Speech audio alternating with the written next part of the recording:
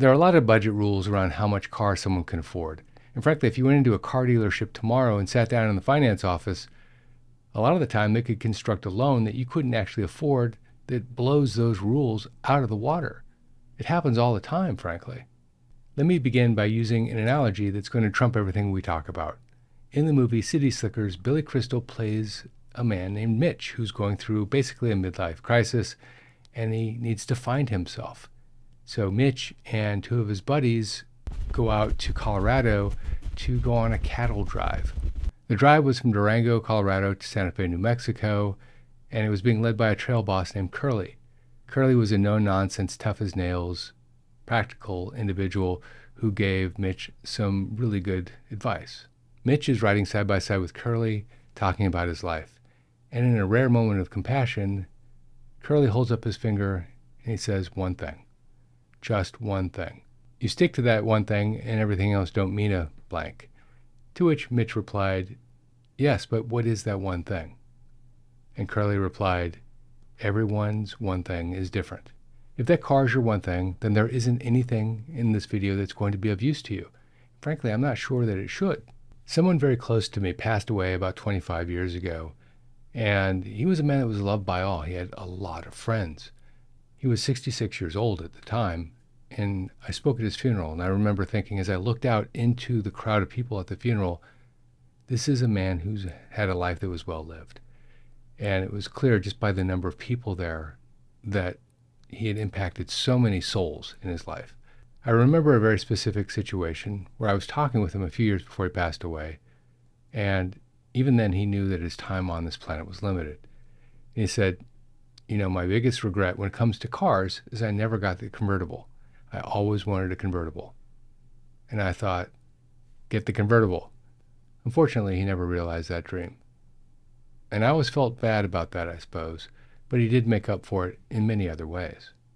So if the car isn't your one thing, I'm going to help you clarify the issues in this video, so why don't we get right into it? Point number one is that you might actually be able to get a loan for the car. You might even actually be able to pay for the car with cash, but is it the best move for you? On a fixed income, your choices echo for years when it comes to your financial choices. That shiny new car might feel like a reward, but later on, it could feel very much like a costly regret. In a car, everybody deserves reliability, comfort, and maybe even a little bit of fun. But on a fixed income, maybe with Social Security, a pension, and a 401k, you need to really be focused in on those elements in a very cost-effective way. Even a modest payment of $400 to $600 per month can disrupt the retirement budget. Unlike your working years, you can't work overtime or work a side gig while you're working a full-time job. I suppose you can work a side gig, but then that's partially retired. We're assuming that we're talking about total retirement here. Every dollar that you spend today is a dollar you can't spend on things like healthcare, travel, or unexpected needs. So start with the basic question, can I afford this car and still afford the essentials of my life, like medication, food, insurance, housing, etc.? Your retirement plan includes a monthly income target, and so this payment must fit within that target. Next, consider the source of the payment. Will it come from an IRA, a 401k, a pension, an annuity? Knowing where the money is coming from is very, very important. Also know about the tax implications of taking more out to pay for that car payment, because it might not be $400 a month, it might be $500 a month because you have to pay taxes on the withdrawal. Make sure you consider other debt. A car payment could be the tipping point if you also have a mortgage, a credit card, or a personal loan, or all three. Try to keep your debt payments somewhere between 10 and 15% of your cash flow. Finally, don't ignore your gut. If the car doesn't bring peace to your life, if it brings anxiety to your life, it's probably not the right move. Ask yourself, would I regret this loan during a market crash when I was forced to sell assets at a discount? If the answer is no, well then you've cleared the first hurdle. Next, consider the total cost of ownership, not just the monthly payment. And I'll tell you, this is a mistake that most people make. Test me on this one. Ask your friend who just bought a new car, say 6 months ago, what his or her monthly payment is. They'll probably know the monthly payment. Then ask them what their cost of insurance is. They'll probably know approximately what the increase was, but they won't know for sure. Then ask them how much they spend on fuel for the car, and they'll probably guess. would be my guess. In retirement, not knowing the total cost of ownership can be a dangerous trap. In fact, I'd say most people, when they buy a car, don't actually check to find out what the insurance cost is going to be until after they bought the car. And they call the insurance company and they say, I just bought this new car. Oh, by the way, what's the cost to add on this car onto my policy? They then gulp, look at it as a cost of doing business, so to speak, and then move on.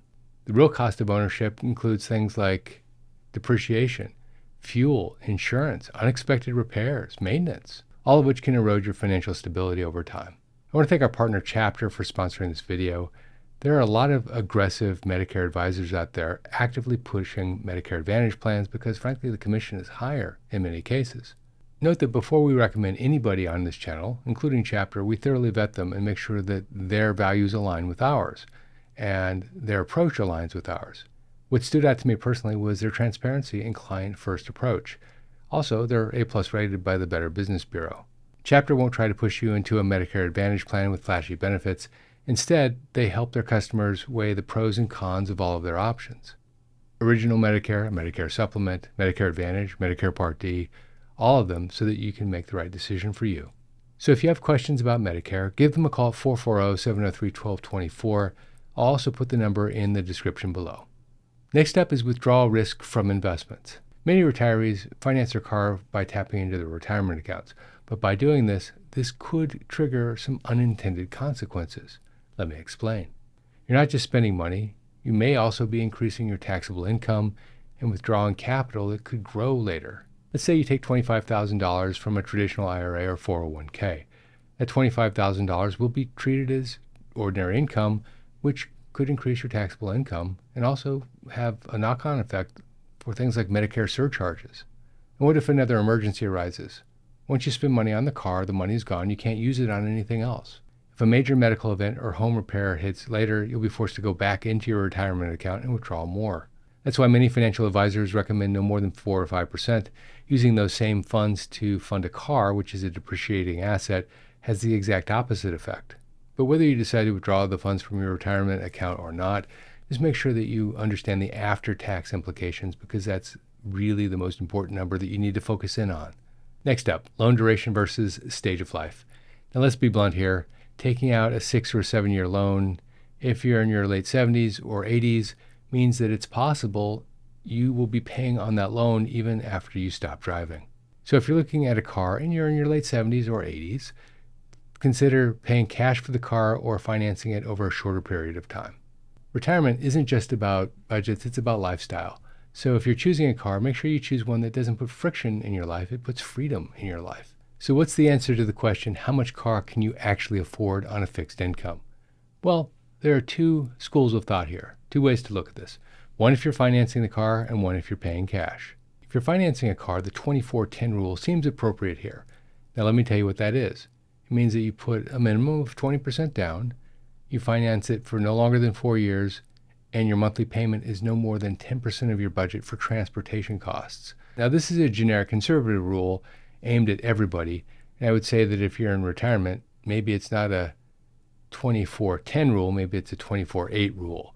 But the point is that getting that last number down as low as possible will increase your quality of life. And if you're paying cash for your car, the net worth rule seems sensible here. What is the net worth rule? Now this approach considers your overall net worth and suggests that you don't spend more than 5% of your net worth on your automobile. This can be particularly helpful for retirees that have a big net worth but modest income. For example, a retiree with a $1 million net worth could consider a car up to $50,000. The one issue I have with the rule isn't the rule itself. It seems sensible enough, but many retirees have a lot of their net worth tied up in their home, and the rule actually assumes that you include the home value in that number. If, for example, you have a net worth of $500,000, $250,000 in equity in your home, and $250,000 in an IRA, this assumes that you can spend up to $25,000 on a car. I believe in retirement, this number needs to be adjusted to really reflect what's your liquid net worth, meaning what's in your 401k or your IRA or in your pension. And in that case, maybe it's not a 5% rule, maybe it's a 6 or 7% rule because you're not counting the value of your home in the calculation. No matter what your choice though, giving yourself the ability to pivot is really important because a lot changes. Your health, the markets, your situation with family, all of that can change, and maintaining flexibility and understanding the road ahead is really important. If you like this video, check out that video, how car dealers make big profit off of you using the 4-circle method. Also, if you have Medicare questions, don't forget to contact our partners at Chapter 440-703-1224. This is Jeff Schmidt, and I will see you in that video right there. Holy Schmidt!